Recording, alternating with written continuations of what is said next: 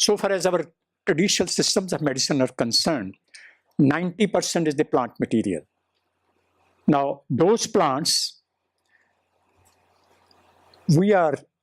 all our industry, you know how many industries in our ASU drug system, drug industries? 10,000, almost same number as we have the manufacturing unit of the allopathy, but very small scale manufacturing units. And what they do, even if there are regulations not to remove the plant material from the natural resources, but all the natural resources are being used by the industry. So that's the tragedy. 78% of the material that our ASU drug industry is using is destructive collection. 28%, the upper four, the leaves, flowers, and fruits and seeds, up to this is a renewable resource. You can use them, but you can't use the stem, wood, bark, and whole plant, rhizome, and roots, because the plant is gone once you use them. So that is the way our ASU drug is growing. Now, when a researcher starts working on the plants, it's better to go through the literature, what work has already been done. We started this exercise in 2001.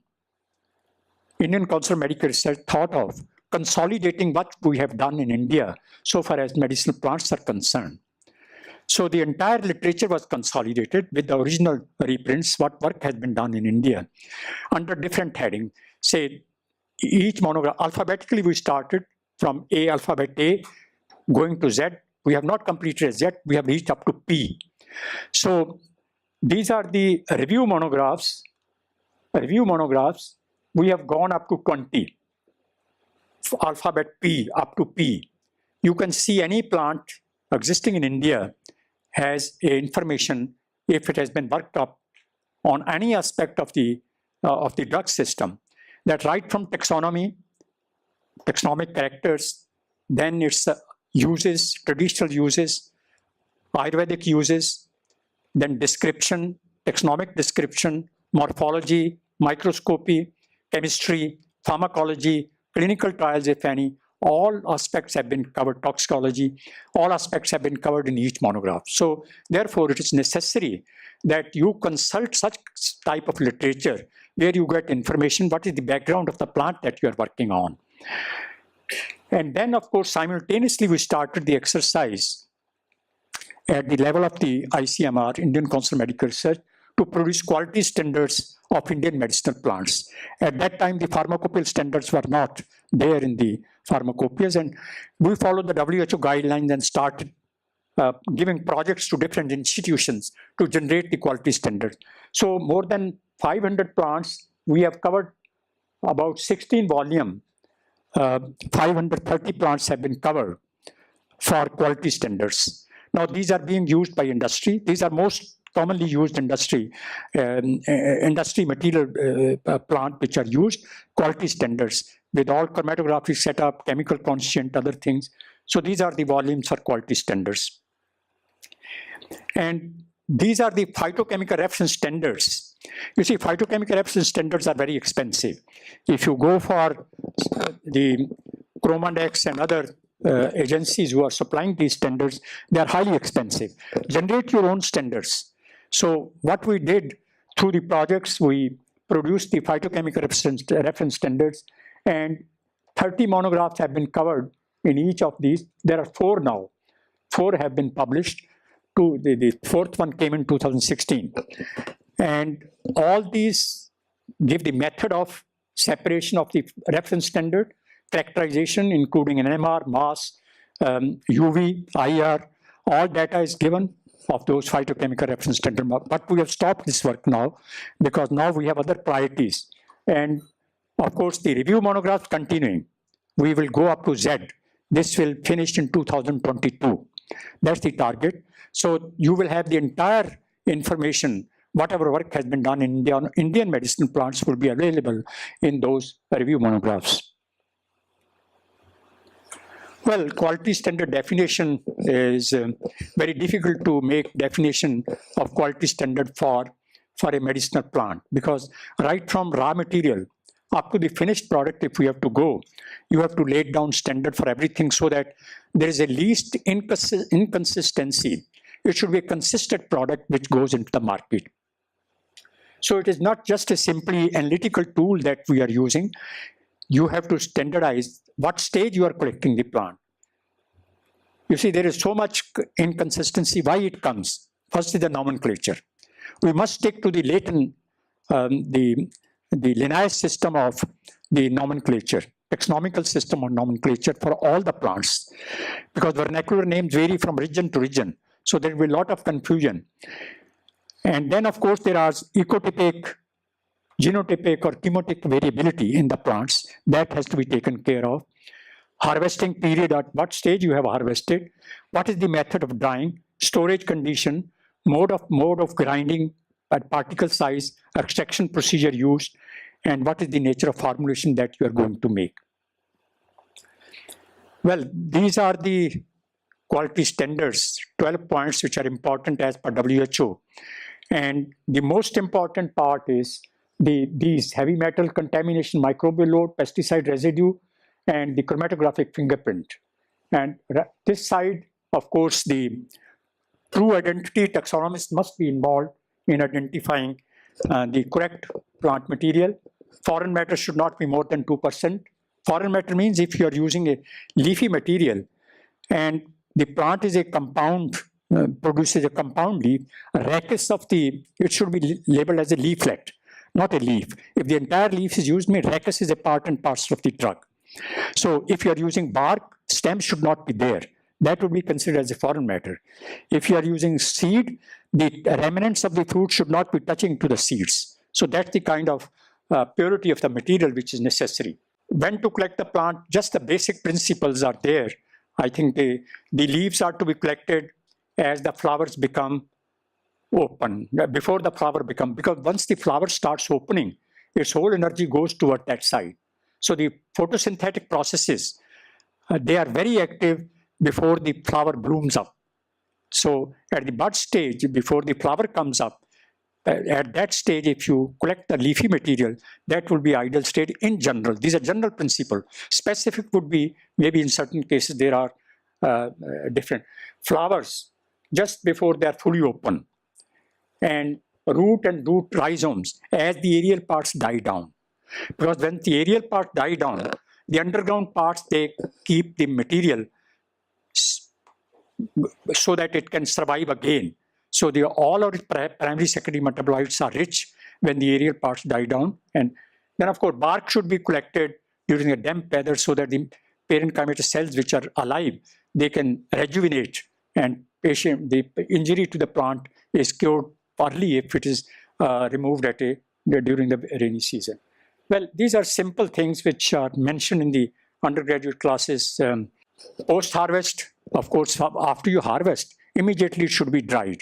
Temperature should not exceed 50-degree temperature. And normal practice which is being followed is just put in the sun and dry, because they are not aware, the people who are collecting the plant material, that you are dealing with certain sensitive. So in the laboratory, when you do the work, take care that you immediately after collection you dry them. Otherwise, sometimes enzymatic hydrolysis takes place and you get a lot of changes. Artifacts are formed. Those artifacts are not desired. Of course, after collection, garbling should be done first so that the part of the plant that you're using, only that should be there. Washing so that dust and other things are removed. Drying, not at a temperature not more than 50 degree. Hot air blowing would be ideal. Then, of course, storage at a place which is free from rodents. It should be humidity control and it should be temperature control. Then, of course, storage conditions have been mentioned. These are all from WHO documents. You can download from the WHO. There are good practices of collecting, harvesting, and post-harvest technology of the medicinal plants. Grinding. Even grinding one has to be, if you go to any Ayurvedic industry or Unani industry, you would find just one grinder. Everything is powdered in the same grinder. No. For leaf, you need to have, you may have one grinder, but blade should change depending upon the texture of the plant material. Well, that is about the quality control of the raw material. Now comes the safety. You see, there are certain plants, we should not presume that plants are natural, so they are always safe. No. There are toxic principles which are present in the plants. And those toxic plants sometimes create a havoc. They become adulterant into the herbal drug. When we collect the herbs from the wild source, some contaminants come along with which are highly poisonous, particularly Boraginaceae family, Compositae family, Leguminosae family. These are the families. There are about 200 Pyrrolizidine alkaloids. Pyrrolizidine alkaloids are hepatotoxic. They damage the liver. So this I have shown in the next slide, perhaps. Well, this is one of the adulterant which created a havoc in the US. The wrong species was used. Stephania tetraandra was used for slimming purposes in dietary supplements. And this Stephania tetraandra was not available. So China started exporting Aristolochia. But the Aristolochia contains aristolochic acid, which is highly nephrotoxic, causes the nephrotoxicity. And there were 100 cases which were diagnosed as having a nephropathy because of the use of Aristolochia, and then developed ultimately cancer. These are the Pyrrolizidine alkaloids which I mentioned. They are highly poisonous. They damage the liver. So the contamination of these weeds are formed when there's a high rainfall during winter and then comes a dry summer. These plants are formed, and this particular plant. I would like to show you this plant. You see, these are 5-membered ring which are called nescine with a nitrogen, and these nescines have the alcohol attached. Sometimes the ester is formed, and these two ester on both the arms, macromolecule. The macromolecule lower side, macromolecules are formed. These are macromolecules. So ester here, if both the sides ester joined together, this makes a macromolecule along with the Pyrrolizidine alkaloid. And so there are about 200 Pyrrolizidine alkaloids which have been identified in 300 plant species. Therefore, one has to be very careful, especially the 3 families that we have mentioned. Senecio is one of the culprits, then Heliotropium from Boraginaceae. This is the plant. The inflorescence of this plant is like a nose of the elephant. That's why it is known in vernacular language as a hathi sundi. And this causes real hepatotoxicity, damage to the liver. Well, drug-drug interaction, when you use any traditional medicine, see to it that the patient is not already taking a allopathic drug. Otherwise, the drug-drug interaction will take place and certain havoc can happen.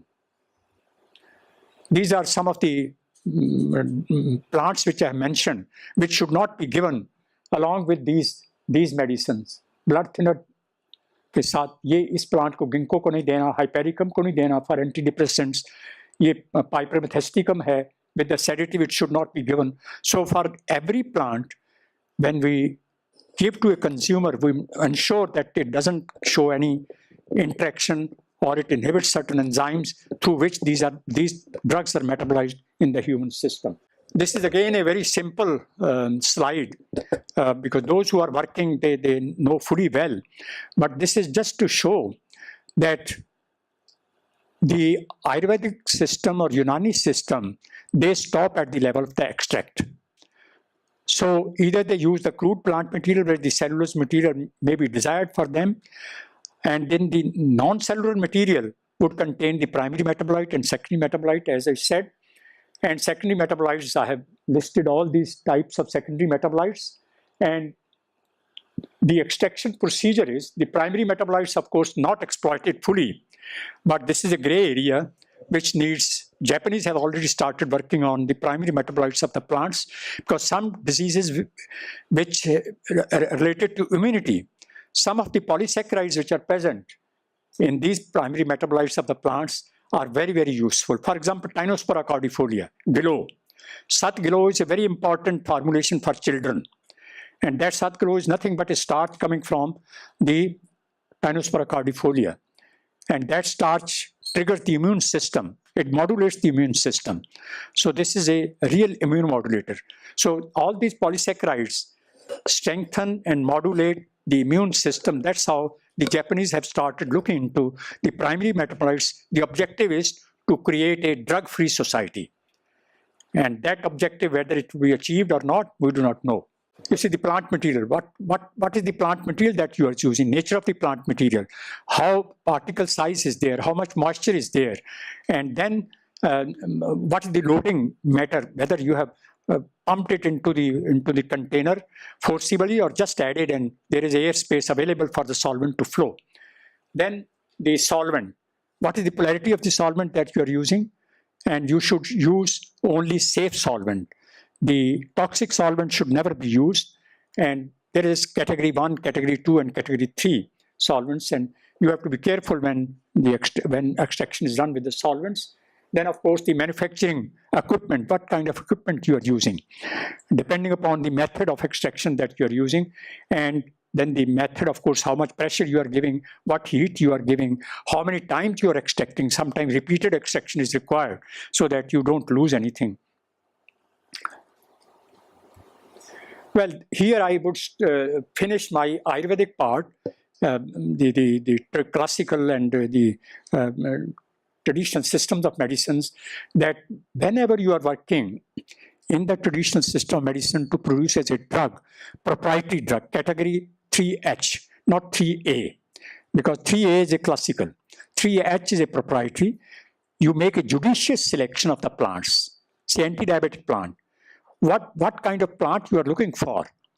Say diabetes is a multi-targeted disease. So you want to reduce the cholesterol, you want to reduce the body fat. So make a selection of the plants in such a manner which not only lowers the blood glucose, but also takes care of the cholesterol and other things which are subsidiary to the development of the diabetes, so that you make such a rational combination, and then you standardize it, validate it, activities to be validated, in vitro test system should be used, and then finally the in vivo final test with the in vivo. But animal testing should be discouraged as far as possible.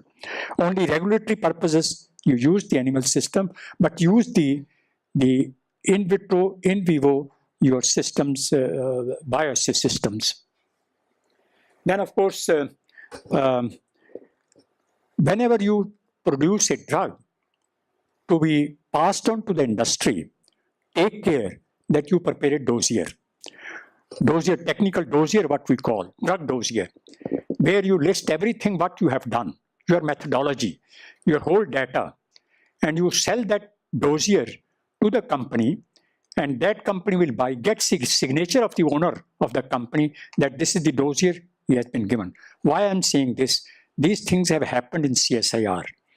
What these small manufacturers do, they take your technology, pay you the money, and then they exploit you. Your name is exploited. Oh, CSIR developed drug, or IASST developed drug. Your name should not be exploited. Try to make such a MOU with the industry that your name should not be used. You see, using name is not a fame. Using name, because industry sometimes play around.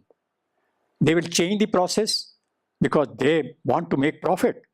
If they change the process, where is the proof that they have taken a dossier from you and you have not got it signed? If tomorrow this thing has happened, I tell you, diabetic drug was produced in a CSIR lab with a sort of number of combination of the plants. They have used some A method of extraction and then given the drug, and then they publicized.